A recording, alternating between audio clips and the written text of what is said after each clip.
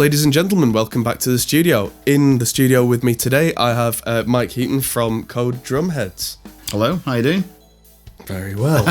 Well, if you hear me coughing and rattling, apologies, but otherwise, all good. So, today we're going to be talking about a wide multitude of things, all drum-related, specifically drum heads. Yeah.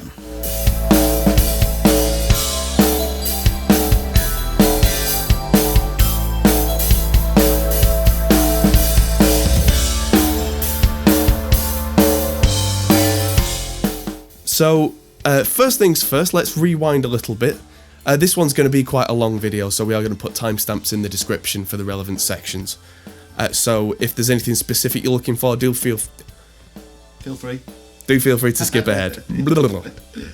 So let's rewind right the way back. Because before Code Drumheads, you were known in the drum world for Embrace. Yeah, absolutely, yeah.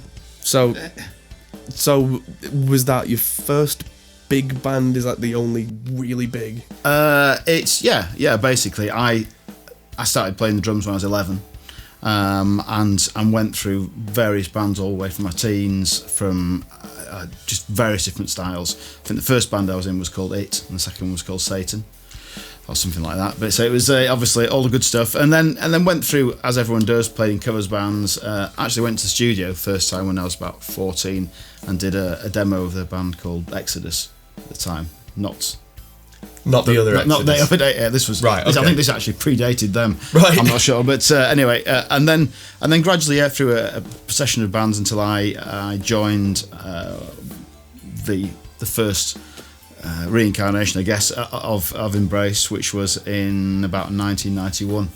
So I've been in the band now for 27 years, basically. So it's been because the first it took us 5 years to get a record deal. We went through. We lost one bass player, and then Steve joined. But since '96, when Mickey Dale, who was our keyboardist, joined, 96, 97, it's been the same 5 guys. So basically, it's been a long time. But yeah, we started off and we were called, I don't know, we had about 5 or 6 different names: Mesmerize, and what else was there? Curious Orange, Christiana F. All these names we went through, and it eventually settled on Embrace and kind of found our sound after being together probably 3 years and gigging extensively just around the sort of local area. It was about 96 we kind of got our sound, 95, 96, when we then signed to our manager, Tony Perrin, who still manages us to this day. And then got signed to Hut Records in 97, I think it was. And then, we've been together ever since, just done our 21st anniversary tour of the first album, so it's been a while. But you've also gone from strength to strength. I noticed the last tour was all large venues, shall we say? Yeah, this year has been one of our busiest years for quite a while. Going back and revisiting the first album has been brilliant for us. It's brought back a lot of people, I think, that maybe didn't know we still existed, and it's just been a lot of fun to do. So we're going on to next year to do a mixture of that album and Out of Nothing, which is our 2 sort of biggest albums, if you like, and then after that concentrate on a new album for the year after, I think, is the plan. Fantastic. Yeah.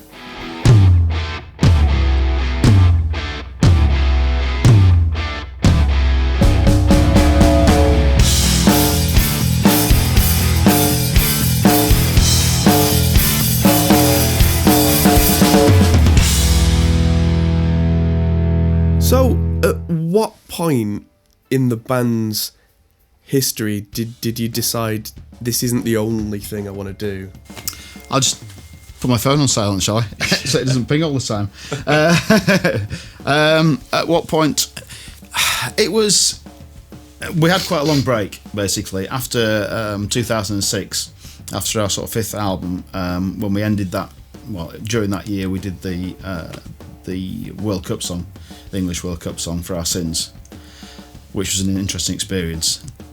Didn't work out too well for the band, really. At the end of that year, I think we were a bit confused as to. I mean, it'd been great. The last 2 albums have both gone to #1, but we were still a bit confused as to what we were going to do in the future.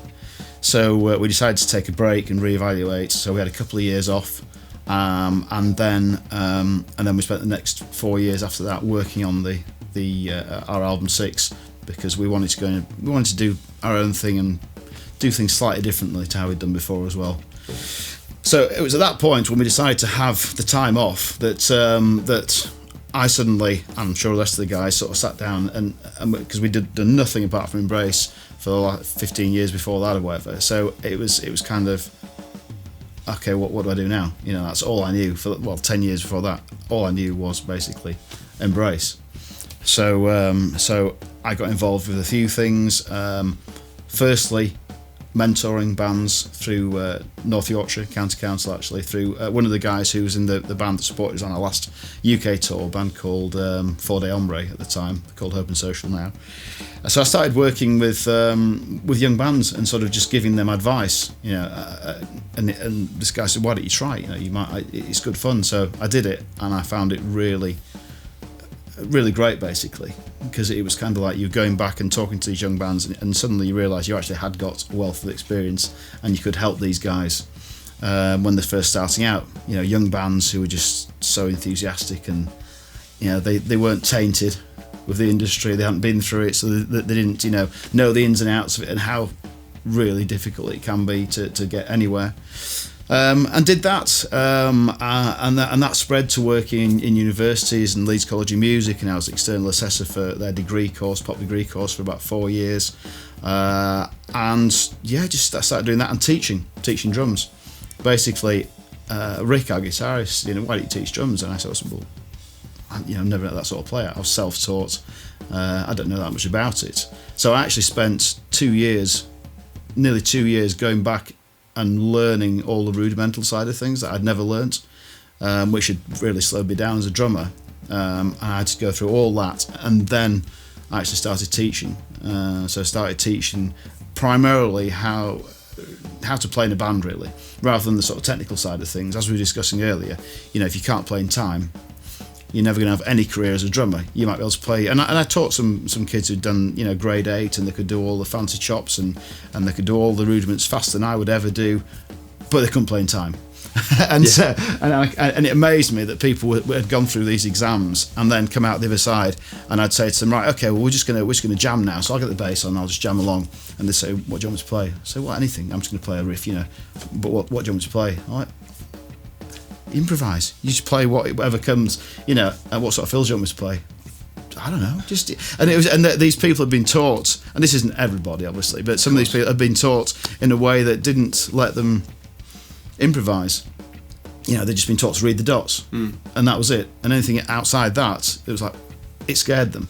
so that was kind of way I taught, and still do. I enjoy just teaching a groove and then getting the bass on and just playing along, because everything to me has got to have some sort of musical context. Playing the drums on their own is fine, but ultimately I would imagine for 95% of the people, they want to play in a band and do that. So you see, you asked the question, it's a long answer now. Long answer's a good answer.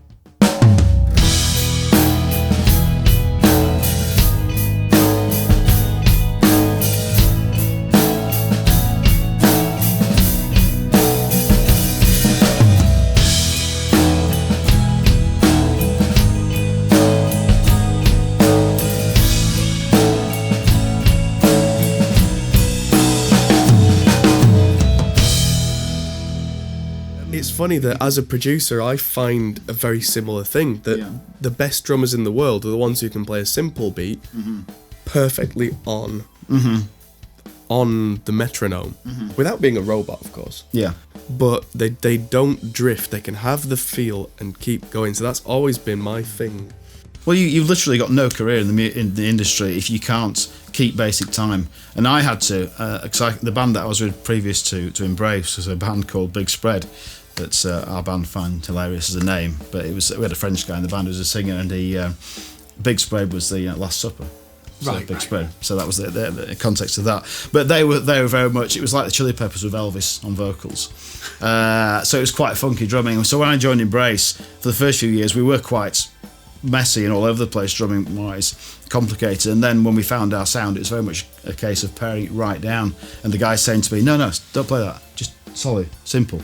And at first I found it really constraining and quite hard to do, but then you find that love of just nailing the groove rather than thinking about all the other stuff. You know, it's all about getting the groove right, all about playing for the song, all the things that we all know, and not just playing for yourself. And learning to be able to just do that thing where you sit down and just play a simple groove and not feel like you have to add stuff to it all the time. Yeah, it's quite a discipline. And it is something that so many young drummers miss. But you say it time and time and time again. Mm-hmm. The solid drummers get the work. Yeah, and if you overplay, chances are, you know, a lot of the time you won't be liked in the band because, you know, you want the song to be heard. I always say that if somebody plays you a demo or whatever, and the first thing you say is, wow, that's a great drummer, then chances are the song wasn't good enough and the drummer was probably doing something wrong, you know, because you shouldn't be, the first thing you listen to a song, you know, it's about the song for me. You know, if the drummer jumps out as being the best part of that song, then the song isn't important enough, you know, or he's doing something wrong. I don't know, but you know, it's definitely an art. Absolutely. So that brings us to the next part, really, is so from teaching and how did you then end up in products? Right. Well, I've always wanted to have something to do with the making of a drum kit, you know, or some part of it. You know, I thought about going on these drum making courses, you know, but I never got around to it. It's one of those things, you know, life gets in the way and all that. And then I got a call or an email from what is now my business partner, James Potts. We're the two guys that run the company, basically. And he sent me an email saying, would you like to try out these heads? And what happened was, he was a sort of part-time gigging drummer in a covers band, and he'd had a problem with his snare head, basically, with a coating issue. And the company that he got it from, one of the big two, or three, should I say, he kind of gone back to them, and they'd said, tough, and just kind of brushed him off. So one night, as he famously says, you know, he'd had a couple of whiskies, and he thought, how hard can it be? So he went online and found some companies in China, and ordered a load of samples. And then over the next few months, came in, he tested them, thought, oh, these are okay, started selling them on eBay, and it started to grow, basically, started to do some good business. And this is just selling sort of generic Chinese heads at the time. And then he thought of the name for the company, Code, and then he started to contact people that he admired as drummers in bands he liked, and he was a big fan of Embrace, so he'd found my email address probably through the teaching side or whatever, and said, you know, would you be interested in trying the heads out? Now, I was a Remo in Dorsey for, 10 and 12 years, and brilliant heads, Evans, great heads, Aquarium, great heads. They're all, you know, I'd never say anything against those guys, but at the time, I'd also just come out of a business, or I was just coming out of a business called Hot, which is a small chain of bars that I was involved in, and I was looking for something to become involved with. So he sent me the heads, I put them on, tried them, I thought, okay, these sound fine. So I went back to him and I said, look, rather than just endorse them, you know, why don't I become part of it? You know, I think obviously I could add a lot to this in terms of people I know and what I know about drumming. So we basically sorted a deal out, and you know, we became partners in the business. And I joined about probably 3 years ago. And from when I joined, you know, my main aim really has been to develop the brand as its own brand, standalone brand, rather than it just being, you know, oh, you're just bringing in generic heads from the Far East. You know, I've worked on developing the ranges basically. So yeah, we've got the basic ranges like everyone has: single ply, twin ply, coated, clear. But we've got other things like our TRS, which is slightly different. You know, the design. You know, I took a lead from Premier with the donut sort of dots that we use, the reverse dots and the surface dots, which basically through the 80s when I started playing drums, my dream was to look at these resonator kits and Black Shadow kits, and they all had these donuts on them, basically, that sort of design. So I did the research, found out that you know, they haven't made their own heads for 25 years, and there was nothing there was nothing tied to that design. So I started using that as well. So we've been developing between James and myself the brand, and the way it looks, getting players involved. It's all about trust. So my role really is kind of the R&D side and the artist liaison, and James sort of deals more with the production side of things and the warehouse that we have down in Leicester. So I just went about speaking to people I know, drummers, and just saying, would you try these heads out? And our sort of hashtag, if you like, is trust your ears, because a lot of people were coming along and saying, oh, it's just this and that, cheap, Far East products, blah, blah, blah, which is a real lame argument nowadays. As we were saying earlier, some of the best products are made in the Far East, and it's not where they're made, it's the factory that makes them and how good the factory is. Yeah. There are great factories in China and Taiwan, just like there are great factories in the UK, just like there are absolutely rubbish factories in the UK, and there are rubbish manufacturing. It's the same anyway. It's finding the right people to work with. Yeah. And we've spent the last sort of 3 years finding the right team and the right factories, and which we have now. And we've developed the product to a point now where we feel we're ready to take on anybody. We've just booked to go over to. We've got a stand at NAMM in January over in LA, because that's kind of the biggest trade show in the world, and we've got distributors now in the UK. We've got Active, and then through Europe we've got various distributors as well. So it's growing really well and getting new players on board. We've got people like Pete Salisbury, who's in the Charlatans, and was in the Verve. We've got Russ Goldbrook in Uriah Heep, James Price in Nothing But Thieves. I could go on. There's a list on the website of all the people that use our heads. But these are the people that are going out and saying, yeah, these heads are great. Just because they are slightly cheaper than Remo and Evans, that's brilliant. But quality-wise, it's the same, and they sound great. And that's the thing. Send them out, and what I say to all the players, try out the heads. If you don't like them, fine. Please tell me why you don't like them.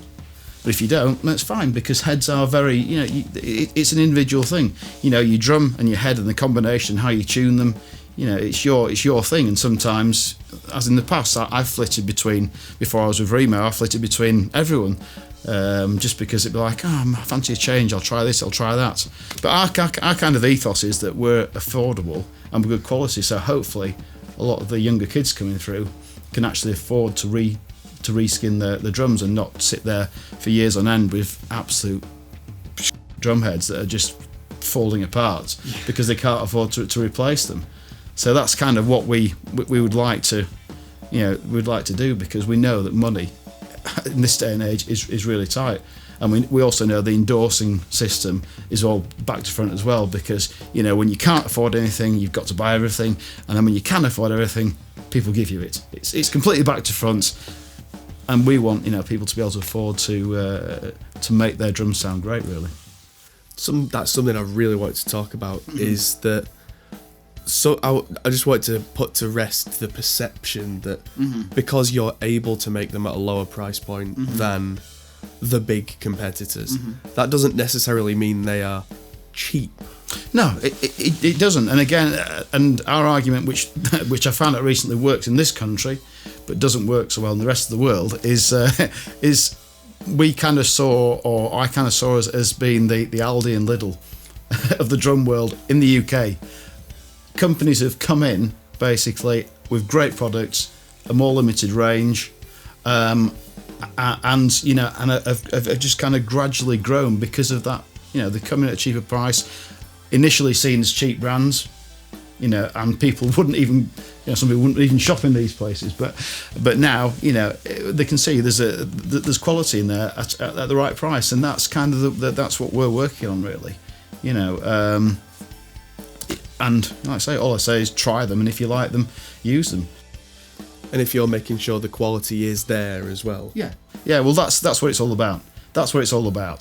Drumheads are. I must have been insane to get involved with drumheads, because we're talking about pieces of plastic that are whacked with big pieces of wood. And you do have problems with them because it's like the coating side of things. Sometimes everybody has issues with coating. The factories aren't always aware why it happens, but I sort of liken it to, well, somebody goes out to your car with a big piece of wood and hits the bumper for half an hour and then says, it's rubbish that, the paint's coming off. You kind of, obviously we're trying to ensure that they're as good as they can be, but I'm not as naive as to say that our products, like everybody else's drumheads, will not probably have an issue. Simple things like, people using drumsticks that the tips are broken. Yeah.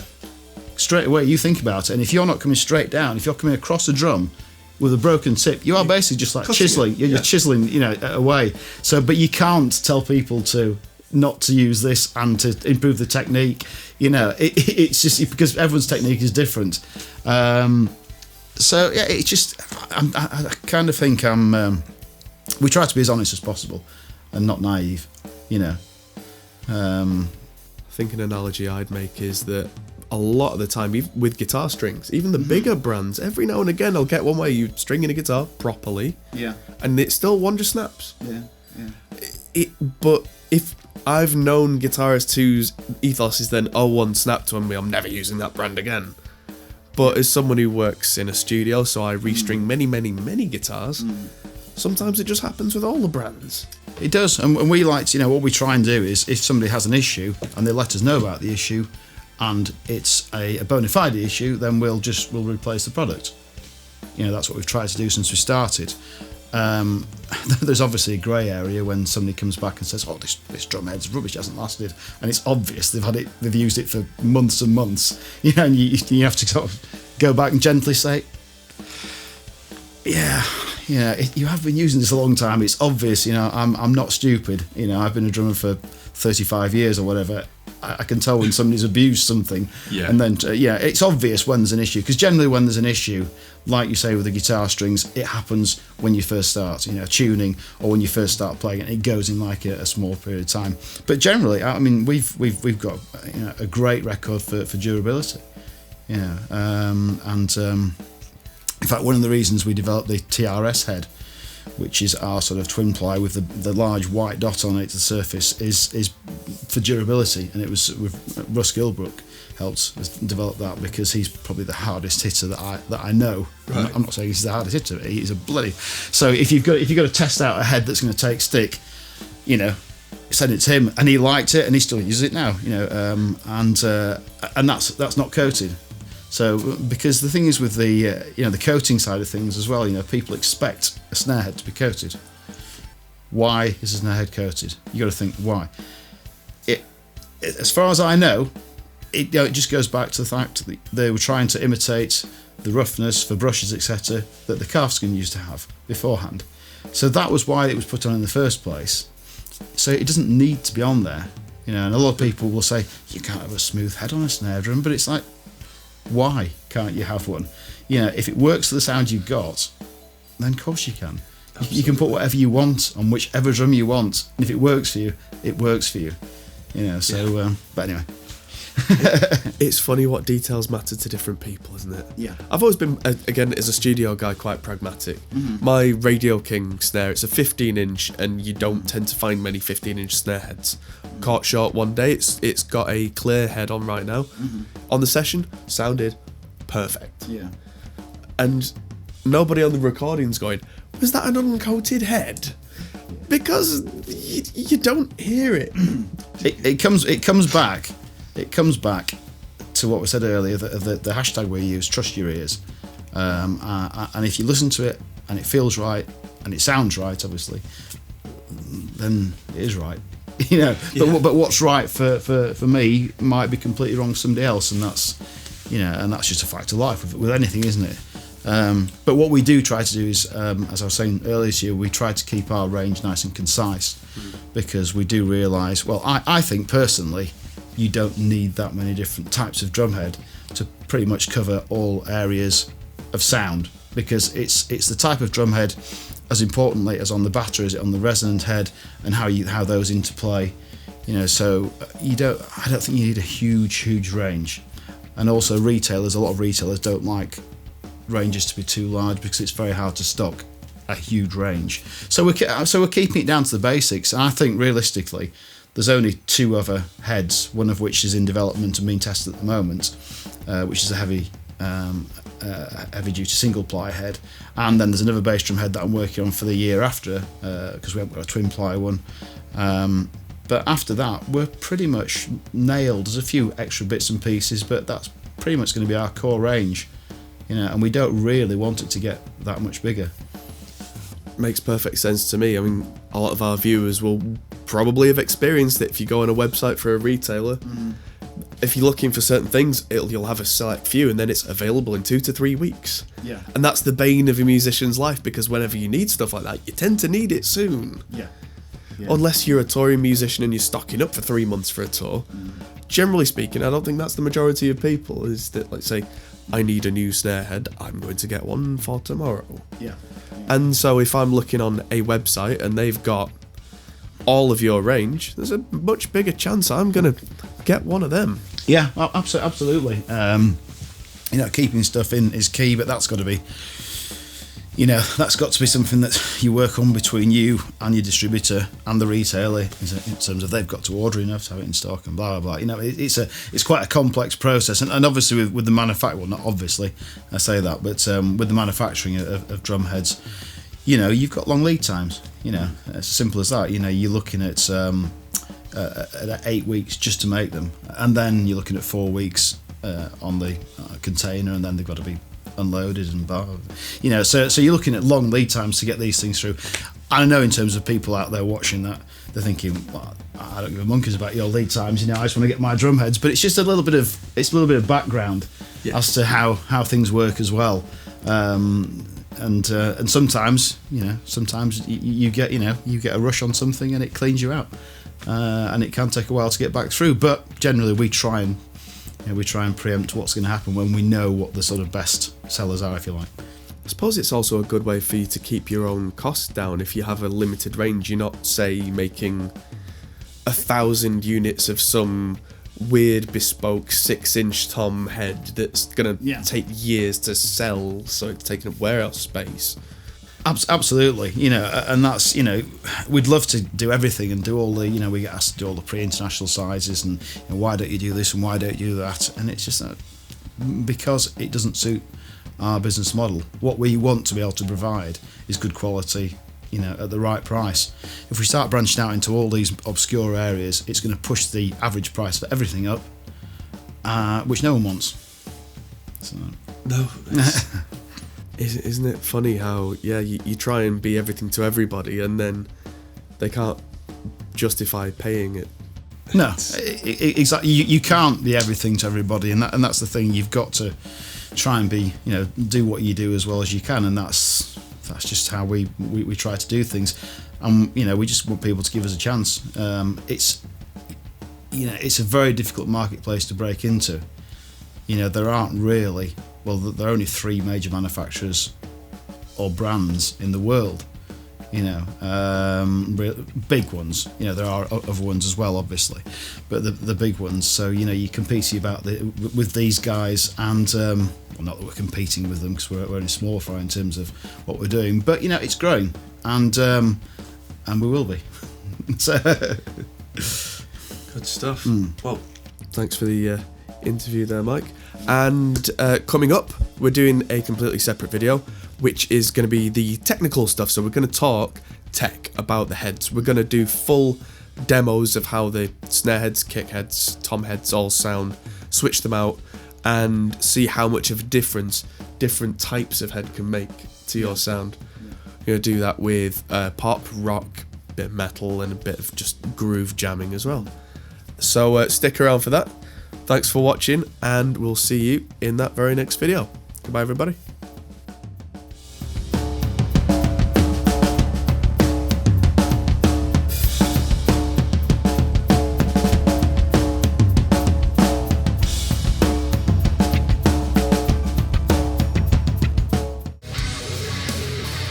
Thanks for watching, guys. If you enjoyed this, feel free to check out our other videos, as you can find here, or check out our Facebook and Twitter, or our Patreon page, which helps us to make more videos like this. Thanks for watching, and we'll see you in the next video.